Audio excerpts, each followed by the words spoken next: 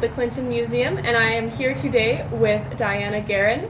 Maiden name is Lampert, in case you want to look it up in the museum records. And we are here to conduct a historical interview. Thank you for being with us, Diana. Thank you for asking me. So, just to start off, how long have you been in Clinton for? I have been here 50 years. May the 9th, it was 50 years. Okay. And what brought you here? Well, my parents did. I'm originally from Revelstoke, and my parents bought a business, the Central Market, or the Red and White, in May of 1972. Okay. And how long did they run that business for? They ran it from May 1972 till October 31st, 1994. So for 22 years, I guess it was, yeah. Okay. And what kind of wares did you carry?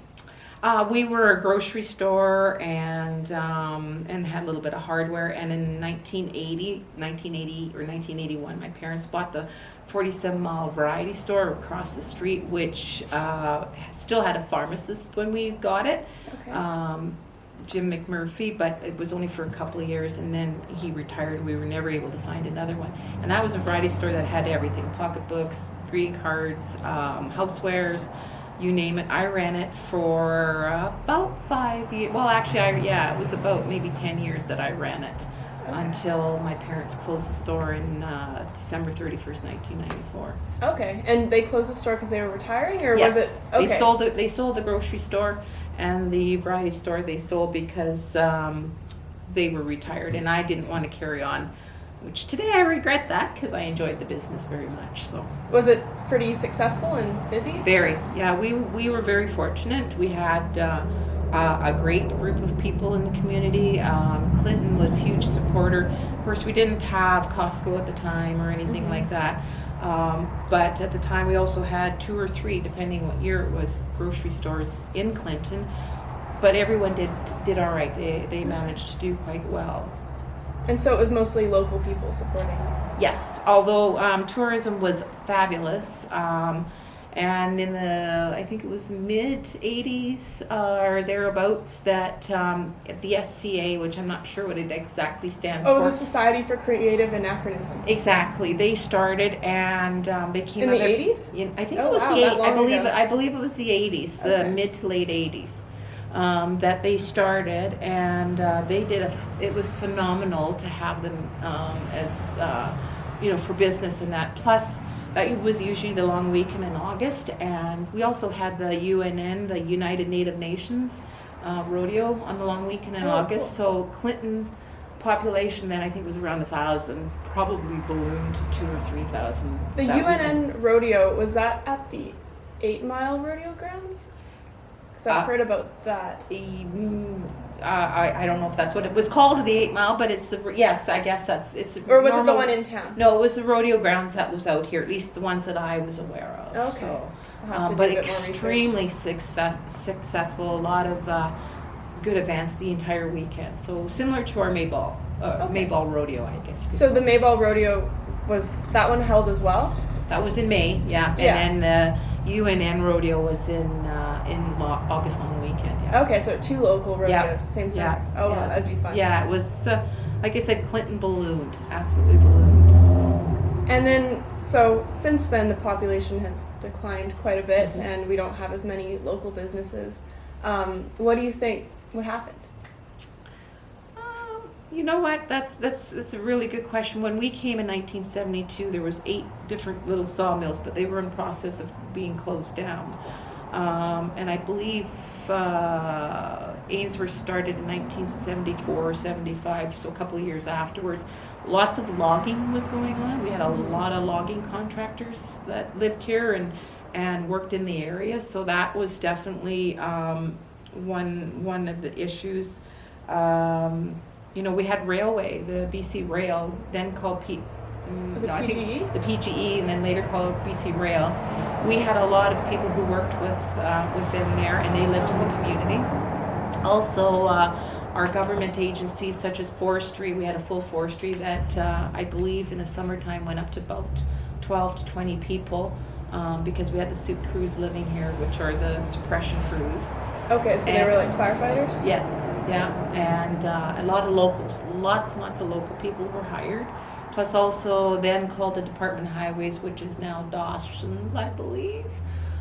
They had a full staff. You know, I Like could road say workers. yeah, the road workers. So Okay. they were at least probably between 12 and 18 full-time staff year round. So that definitely had a big impact as privatization came in and changes. We also had a game warden that lived here. We had a full government, BC government office, Service BC as they call it now, with 2 or 3 staff. Yeah, so it's been a decline as privatization happened. It all declined as well. It impacted our, it impacted our community quite severely. So most of those things kind of moved to 100 Mile or Ashcroft? Yes, that's, Okay. yeah, mostly towards 100 Mile, but yeah, that's, that definitely, and we've always had a little bit of a rivalry. Anyway, we had a little bit of a tete-a-tete going on with our surrounding communities, friendly most of the time, but Yeah. it was a little disheartening when forestry moved up there Okay. and So shut our forestry here. So Clinton back in like the 80s would have been like comparable in size to 100 Mile today? Well, yes, to a degree. We had a lot of people who live and still do live on the outskirts. That they came locally to do their shopping and everything like that. The other thing that impacted us, we lost our doctor in the, I think Dr. Campbell was done in the early 90s as well. Okay. So that was an impact to us. No pharmacist. And how long was he there? Oh gosh. His whole career? No, he came up and was at the Beaver Dam guest ranch, as I recall, and so he was here probably at least as a doctor 25, maybe 30 years. Oh, wow. Okay. So actually, my youngest daughter was the last baby that he delivered. She that's was born sweet. in an ambulance, and he was with me, and that was the last baby he delivered, and that was Oh. 1989. That's kind of special though. Yeah, it is. It's a special spot in my heart. Yeah. Absolutely. Nice. So what can you tell me about raising children in Clinton? What do you remember fondly, and what are some of the things that were difficult for you? So, I was 8.5 when we moved to Clinton. So, and then my husband is originally from Ontario, but he had got a job here at then Ainsworth. And anyway, we got married and had kids here. And you know what? There's nothing like raising children in a small area. We are blessed with having an amazing community. Oh, still to this day, I still swear we have an amazing community. Everybody helps to look after the kids in case something, in case you're busy or something like that. Granted, they didn't have the swimming, well, they had swimming lessons in Cache Creek, but they didn't have perhaps all the sports that they do in the bigger centers. But we had lots. We had baton twirling, which I did that when I came to Clinton, so my youngest daughter did that as well. Our little school produced a lot of professionals. We may have had a small population, but we produced a lot of professionals. There's, scientists, there's respiratory therapists, there's nurses, there's lawyers, there's welders, there's plumbers, you name it. Clinton was part of them being successful because of their schooling. Everybody talks small school, but I'm the biggest advocate for our small school. Some of the disadvantages, well, again, perhaps in the sports and extra activities. However, when my kids were young, I coached baseball. We had baseball for them. Okay. Soccer was available, hockey. Did you have to drive to Ashcroft for a lot of these things? We shared, actually. It was quite nice. We shared communities, so no, we didn't always have to do that. Towards the last few years, I guess that's what they've had to do, which is is unfortunate. We also had karate going. Oh, cool. We had an amazing amount of parents, and then even before that, the grandparents that coached hockey and baseball and soccer and all that kind of stuff. So we've been blessed beyond belief. That's part of the reason I haven't left yet. Are you planning on leaving? Not anytime soon, no. That's good. No. So my parents retired here, And I think that's probably the direction that I'm probably going, that, you know, I'm going to retire. My kids are not here. They've got their careers elsewhere. Okay, are but they I in also, Kamloops? Or? yes, Okay. yeah. I also see many of the younger people starting to come back That's to good. Clinton, which, you know what, that's what we need. We need the young people to come back with their ideas. I think we have potential beyond belief here. Even though we may not have the major industry anymore, we have potential. I have ideas. Is it still recording? Yeah, it is. You can edit that. So you've been quite involved with, quite invested in the town, especially like town politics. Can you tell me about your time on council and what inspired you to run, and what were your, what did you promise in your campaign, and did you accomplish it? Yeah, I ran in the 2011 elections for councillor, and part of the reason was I wanted to see change, and not. I wanted to see change. Yes, I wanted to clean up the community, and sadly, we've sort of become a little bit of the times, if you will. We need to tidy things up.